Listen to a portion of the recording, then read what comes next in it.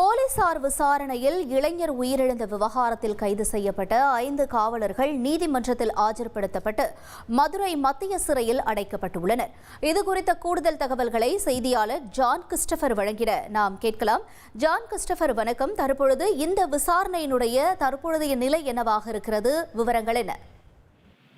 திருப்பணம் அருகே உள்ள மடப்புற கிராமத்தில் இந்து அறநிலைத்துறை கீழ் இயங்கி வரும் மடப்புற காளியம்மன் கோவிலில் பணிபுரிந்து வந்த அஜித்குமார் என்கிற இளைஞர் பக்தர் ஒருவர் நகையை திருடிய வழக்கு விசாரணைக்காக அழைத்து சென்ற போது அவரை காவலர்கள் விசாரணை என்ற பெயரில் தாக்கியதில் அவர் உயிரிழந்தார். இந்த சம்பவம் பெரும் அதிர்வலையை ஏற்படுத்தி இருந்த நிலையில் இது தொடர்பாக விசாரணை ஆனதும் தீவிரப்படுத்தப்பட்டு இந்நிலையில் அந்த சம்பவத்தில் ஈடுபட்ட சிறப்பு காவலர்களான பிரபு, கண்ணன், சங்கரமணிகண்டன், ராஜா, ஆனந்த், காவல் வாகன ஓட்டுநர் ராமச்சந்திரன் ஆகியோர் பணியிடம் நீக்க செய்யப்பட்டனர்.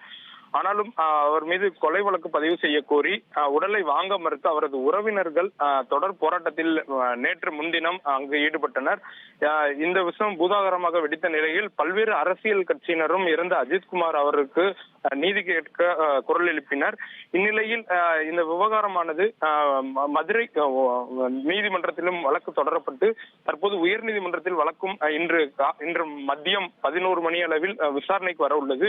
இந்நிலையில் மரணத்தின் போது கடைபிடிக்கப்படும் 196 பிரிவு அமல்படுத்தப்பட்டு திருப்போணம் நீதிபதி வெங்கடேச பிரசாத் முன்னிலையில் கடந்த ஞாயிற்றுக்கிழமை அன்று இறந்த அஜித்குமாரின் உடலுக்கு பிரேத பரிசோதனையும் செய்யப்பட்டது. பின்னர் அவர் உடலானது அவர்கள் உடனுடன் ஒப்படைக்கப்பட்டு அன்று இரவே தகனம் செய்யப்பட்டது.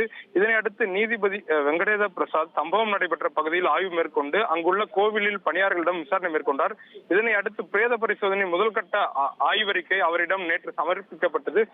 இறந்த அஜித்குமாரின் உடலில் 18 இடங்களில் தாக்குதலுக்குள்ளான காயங்கள் இருப்பதாக உறுதியாகவே நீதிபதி உத்தரவின் பேரில் உடனடியாக அந்த வழக்கானது கொலை வழக்காக மாற்றப்பட்டு தற்போது அந்த சம்பந்தப்பட்ட காவலர்களான பிரபு, கண்ணன், சங்கரமணிகண்டன், ராஜா ஆகிய 5 பேரையும் கைது செய்து தற்போது மதுரை மத்திய சிறைச்சாலையில் தற்போது நீதிபதி முன்பாக ஆஜர்படுத்தி சிறையில் தற்போது அடைத்தனர்.